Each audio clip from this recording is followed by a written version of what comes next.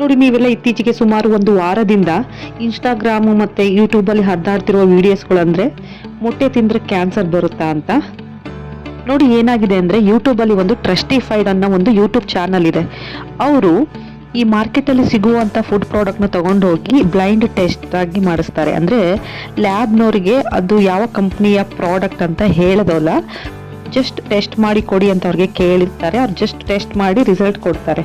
So ಇವರು ಒಂದು particular ಬ್ರ್ಯಾಂಡ್ನ ಮೊಟ್ಟೆಯನ್ನು, ಅಂದರೆ ಒಂದು ಕಂಪ್ನಿ ಎಗೋಸ್ ಎಂಬ ಒಂದು ಕಂಪನಿಯ ಮೊಟ್ಟೆಯನ್ನು ತಗೊಂಡು ಅದನ್ನು ಲ್ಯಾಬ್ ಟೆಸ್ಟ್ ಮಾಡಿಸಿದ್ದಾರೆ. ಸೊ ಅದರಲ್ಲಿ ಪ್ರೋಟೀನ್ ಆಗಿರ್ಬೋದು, ಪೆಸ್ಟಿಸೈಡ್ ಆಗಿರ್ಬೋದು, ಅದೆಲ್ಲ ನಾರ್ಮಲ್ ಅಂದರೆ ಆವರೇಜ್ ಬಂದಿದೆ. ಬಟ್ ಈ ಒಂದು ಗ್ರೂಪ್ ಬಿ ಕಾರ್ಸಿನೋಜೆನಿಕ್ ಕಾಂಪೌಂಡ್ ಅಂದರೆ ನೈಟ್ರೋಫಿರಾನ್ ಅನ್ನೋ ಒಂದು ನಿಷೇಧಿತ ಕೆಮಿಕಲ್ ಅದರಲ್ಲಿ ಪತ್ತೆಯಾಗಿದೆ. ರಿಪೋರ್ಟ್ ಪ್ರಕಾರ ಇದರ ಲೆವೆಲ್ ಬಂದ್ಬಿಟ್ಟು 0.73 ppb ಅಂದರೆ ಪಾರ್ಟ್ಸ್ ಪರ್ ಬಿಲಿಯನ್ನಷ್ಟು ಎಒಝೆಡ್ ಅಂಶ ಪತ್ತೆಯಾಗಿದೆ. ಇದು ಜಾಸ್ತಿ ಇರೋದ್ರಿಂದ ಇದು ಕಾರ್ಸಿನೋಜೆನಿಕ್ ಕಾಂಪೌಂಡ್, ಅಂದರೆ ಇದನ್ನು ತಿಂದರೆ ಕ್ಯಾನ್ಸರ್ ಬರುತ್ತೆ ಅಂತ ಹೇಳ್ತಾ ಇದ್ದಾರೆ. ಅದು ಏನಿದು ಎಒಝೆಡ್, ಯಾಕೆ ನಾವು ಇದಕ್ಕೆ ಇಷ್ಟೊಂದು ಭಯ ಪಡಬೇಕು? ನೋಡಿ, ನೈಟ್ರೋಫಿರಾನ್ ಅನ್ನೋದು ಒಂದು ಆಂಟಿಬಯೋಟಿಕ್. ಇದನ್ನು ಕೋಳಿಗಳಿಗೆ ಕಾಯಿಲೆ ಬರಬಾರ್ದು ಮತ್ತು ಅವು ಬೇಗ ದಷ್ಟಪುಷ್ಟವಾಗಿ ಬೆಳೆದು ಬಿಡಬೇಕು, ಹಾಗೆ ಮಾಂಸಖಂಡ ಚೆನ್ನಾಗಿ ಬೆಳಿಬೇಕು ಅಂತ ಇದನ್ನು ಕೊಡ್ತಾರೆ. ಇದನ್ನು ತಿಂದಾಗ ಕೋಳಿ ಅದರ ಲಿವರ್ನಲ್ಲಿ ಮೆಟಾಬಾಲಿಸಮ್ ಆಗಿ ಅದು ಎಒಝೆಡ್ ಆಗಿ ಕನ್ವರ್ಟ್ ಆಗುತ್ತೆ, ಅಂದರೆ ಅಮೈನೋ ಆಕ್ಸಾಸ್ ಲಿಡಿನೋನ್ ಆಗಿ ಕನ್ವರ್ಟ್ ಆಗುತ್ತೆ. ಇದೊಂದು ಸಾಧಾರಣ ಕೆಮಿಕಲ್ ಅಲ್ವೇ ಅಲ್ಲ, ಇದು ಜೀನೋಟಾಕ್ಸಿಕ್ ಕೆಮಿಕಲ್, ಅಂದರೆ ನಮ್ಮ DNA ಮೇಲೆ ಡೈರೆಕ್ಟ್ ಆಗಿ ಅಟ್ಯಾಕ್ ಮಾಡುತ್ತೆ. ಸೊ ಹಾಗಾಗಿ ಇದರಿಂದ ದೇಹದಲ್ಲಿ ಸೆಲ್ಗಳು ಕಂಟ್ರೋಲ್ ಇಲ್ಲದೆ ಬೆಳೀಲಿಕ್ಕೆ ಶುರುವಾಗುತ್ತೆ. ಇದನ್ನೇ ಕ್ಯಾನ್ಸರ್ ಅಂತ ಕರೀತಾರೆ.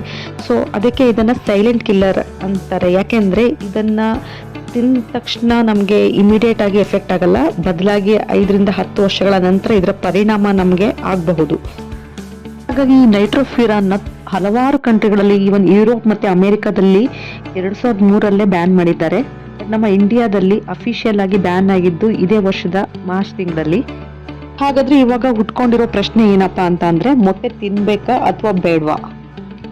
ನೋಡಿ, ಸೈಂಟಿಸ್ಟ್ಗಳು ಮತ್ತು ರಿಸರ್ಚ್ ಪ್ರಕಾರ ಹೇಳೋದಾದರೆ ಮೊಟ್ಟೆನ ತಿನ್ಬೋದು. ಬಿಕಾಸ್ ಮೊಟ್ಟೆಯಲ್ಲಿ ಈಗ ಸಿಕ್ಕಿರೋ ಎಒಝೆಡ್ ಪ್ರಮಾಣ ಕೇವಲ 0.73 ppb.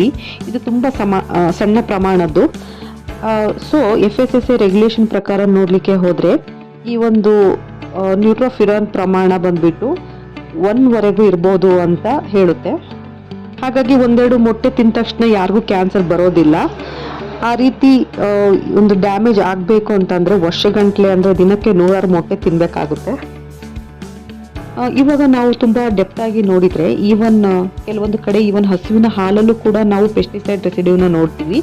ಸೊ ಅದೇ ರೀತಿ ಅಂದರೆ ನಾವು ಹಾಲಿಗೆ ಡೈರೆಕ್ಟಾಗಿ ಯಾರು ಪೆಸ್ಟಿಸೈಡ್ನ ಹಾಕೋದಿಲ್ಲ. ಬಟ್ ಹಾಲನ್ನು ಹಸುಗಳು ಹುಲ್ಲುಗಳನ್ನು ತಿಂದಾಗ ಹುಲ್ಲಿನಲ್ಲಿ ಪೆಸ್ಟಿಸೈಡ್ ಇರುತ್ತಲ್ವಾ, ಆ ಪೆಸ್ಟಿಸೈಡ್ ಹಸುವಿನ ಹೊಟ್ಟೆಗೆ ಹೋಗಿ ಅಲ್ಲಿಂದ ಮಿಲ್ಕ್ ಜೊತೆ ಬರ್ತಾ ಇದೆ ಅಲ್ವಾ. ಸೊ ಅದೇ ರೀತಿ ಮೇ ಬಿ ಏನಾದರೂ ಡ್ರಗ್ಸ್ನ ಏನಾದರೂ ಮೊಟ್ಟೆಗಳಿಗೆ ಯೂಸ್ ಮಾಡ್ತಾರಲ್ಲ, ಸೊ ಆ ಡ್ರಗ್ಗಿಂದ ಏನಾದರೂ ಕಾರ್ಸಿನೋಜೆನಿಕ್ ಕಾಂಪೌಂಡ್ ಬಂದಿರಬಹುದು ಮೊಟ್ಟೆಗೆ. ಬಟ್ ನಾವು ಇವಾಗ ನೋಡ್ತಾ ಹೋದರೆ ಕಾರ್ಸಿನೋಜೆನಿಕ್ ಕಾಂಪೌಂಡ್ ಎಲ್ಲಿಲ್ಲ ಹೇಳಿ? ನಾವು ಹಾಕೋ ಬಟ್ಟೆಯಲ್ಲಿದೆ, ನಾವು ತಿನ್ನೋ ಫುಡ್ಡಲ್ಲಿದೆ, ತರಕಾರಿಯಲ್ಲಿದೆ, ಹಣ್ಣಲ್ಲಿದೆ, ಪ್ರತಿಯೊಂದರಲ್ಲೂ ಇದೆ. ಹಾಗಂತ ನಾವು ತಿನ್ನೋದನ್ನ ಬಿಡೋಕ್ಕಾಗಲ್ಲ ಅಲ್ವಾ.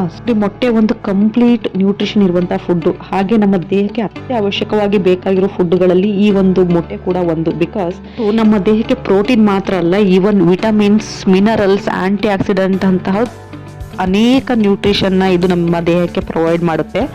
ಸೊ ಹಾಗಾಗಿ ಯಾರೂ ಕೂಡ ಮೊಟ್ಟೆಯನ್ನು ತಿನ್ನೋದನ್ನ ಸ್ಟಾಪ್ ಮಾಡಬೇಡಿ, ಮೊಟ್ಟೆಯನ್ನು ತಿನ್ನಿ.